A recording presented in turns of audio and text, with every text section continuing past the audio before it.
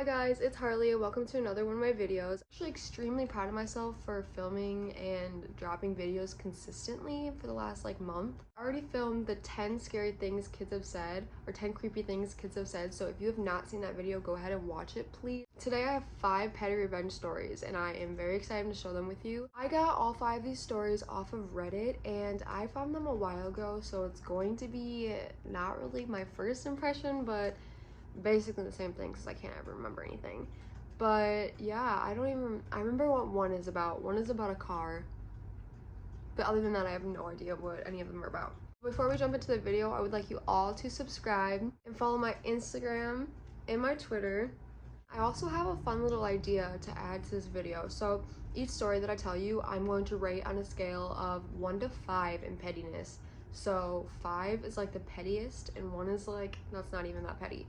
But let's go ahead and see how petty these stories are. Alright guys, so this is the first story and the title is Gaslighter Hides My Work, Then His Work Disappears Permanently. I worked with a guy in a machine shop who would consistently,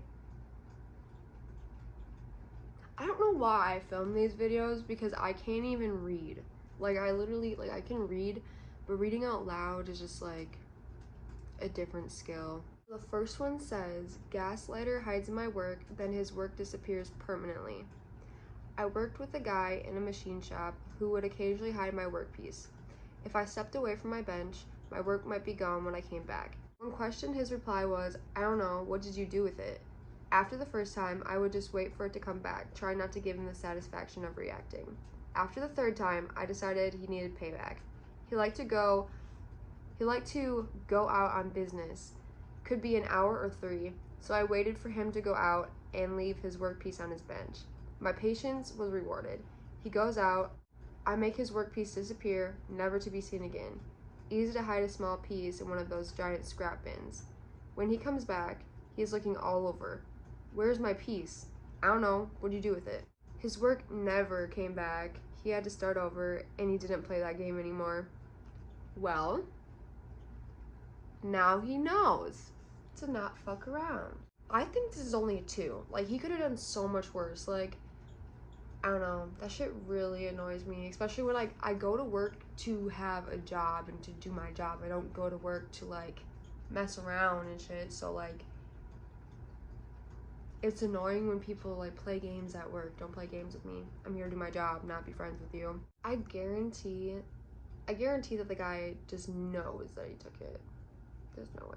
So this is number 2, and it says, no, we didn't have your car towed. My grandparents lived in a college town, quite close to campus, and right among the fraternity and sorority houses. Often they would find cars parked in their driveway. One night, though, they found a car parked on their front lawn. They attempted to call to have it towed, but the tow trucks were busy towing other vehicles. Turns out, though, that with a significant quantity of college-age grandsons, cars can be removed from lawns without the aid of a tow truck. It also turns out that the police, upon finding a car blocking a street, will call a tow truck and it will come. Very late that night, someone knocked on the door to ask if they knew where their car was. Okay, that's pretty fucking petty. That's pretty petty. I really do give that a whole 5 because they could have called the cops or something and had the cops find who it was because of the license plates or whatever. So I find this very petty, but I also find this very deserving because why would you park in a lawn when you don't know whose lawn it is? Do you even have a brain? Let's move on to the next one. This one says, a stranger tells me, smile, it could be worse, instantly regrets it. Ooh, I completely forgot what the story is about, but I absolutely hate when people say stuff and they have you have no idea what's going on. You have no idea. So I'm gonna read the story and I have a story for you afterwards. Last week I was out and about making a start on some errands I had. As I was walking, I was going through my long to-do list in my head.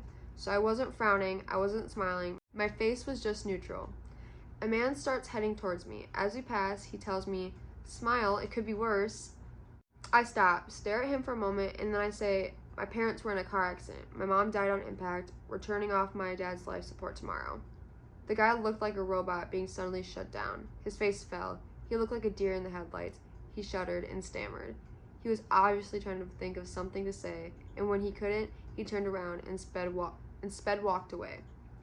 My parents are both fine. There was no accident, but it annoys me when people think they have the right to dictate how people are feeling and what expressions they make, especially when they don't know what is going on in their life. It's unhelpful and patronizing. Imagine telling somebody who has just been given a terminal disease, smile, it could be worse. Or someone who has lost a child, been laid off, or is otherwise struggling in a terrible situation.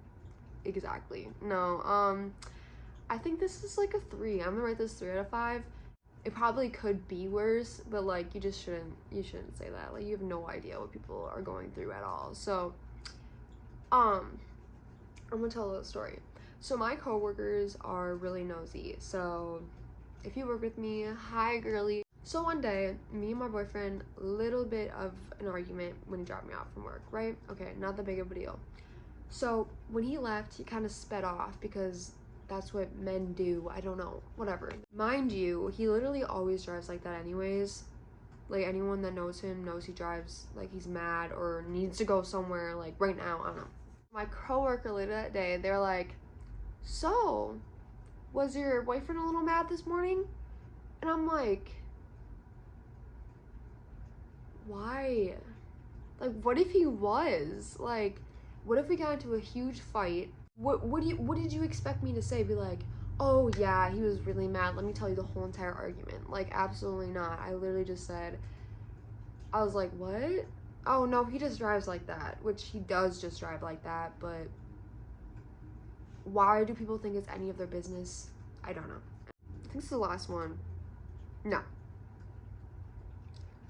Alright, so this one is the second to last one. It says warm in here. Another petty revenge story, this time from my brother-in-law. He moved in with his dad and stepmom when he was 18. He got what had previously been a spare bedroom, where the central heating, boiler, and thermostat controls were. At that point, he didn't exactly have a great work ethic, and he used to lie in bed late. Whether stepmom resented this, I don't know, but she would barge into his room every morning, making as much noise as possible to mess about with the boiler controls, slamming doors, huffing and puffing, muttering under her breath, that sort of thing. Brother-in-law did not like this, naturally, so he asked her to stop. She didn't. One day, brother-in-law set his alarms and woke up early, stripped naked and laid on top of the bed.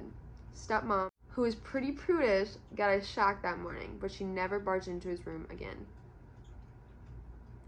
That's 5. That's a 5. First off, my parents would never barge into my room. I can't even think of a time when my parents ever barged into my room. She's being petty too. So, in my opinion, I think that this has 2 petty stories in it. Because I think that the mother-in-law is definitely doing this on purpose because he's being a bum, right? And mom doesn't like it, so she goes in every morning and tries to make as much noise as possible just to wake him up. That's petty. And then he's petty by doing that. Alright guys, so we are on to the last one. Hopefully this is the pettiest. I don't remember what it's about. Using my phone number to sign up for everyday things. Fine. I'll cancel your plans. Okay. Seems like the longest one too. For more than a year now, I get random texts about upcoming reservations for restaurant/fitness classes /apartment tours in states I don't live. When this first started happening, the texts were few and far between, enough that I just ignored them.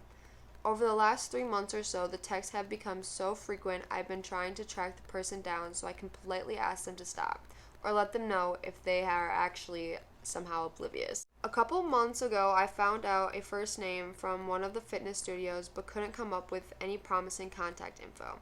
Today, I hit the jackpot. I got a first and last name and an email. I emailed asking them to stop using my number. I doubt I'll get a reply, but I just want the text from those reservations to stop coming to my phone. Fast forward to this evening. I get another text that my reservation at a restaurant in a different state from the usual one, but where I still don't live, is coming up tomorrow. Please reply 1 to confirm your booking, or 9 to cancel.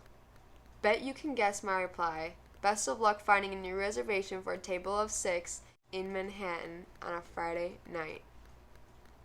That one definitely wins the cake. Because, yeah, that's 5 out of 5. That definitely, like, they didn't really have to go all out and, like, cancel the whole fucking plans that they had, but, like, they did. Like, wouldn't you want these confirmation text messages? I don't know. Because if he didn't get this text, he wouldn't have been able to confirm it anyways, so it wouldn't have gone through anyways, so I don't... What? I think they're oblivious. Alright guys, so that is all that I have for today, and I really hope that you enjoyed. If you guys enjoyed these stories, please give me a thumbs up and subscribe. I would love for you to stay here. And I would really love for you all to go follow my socials, and I hope to see you in another video.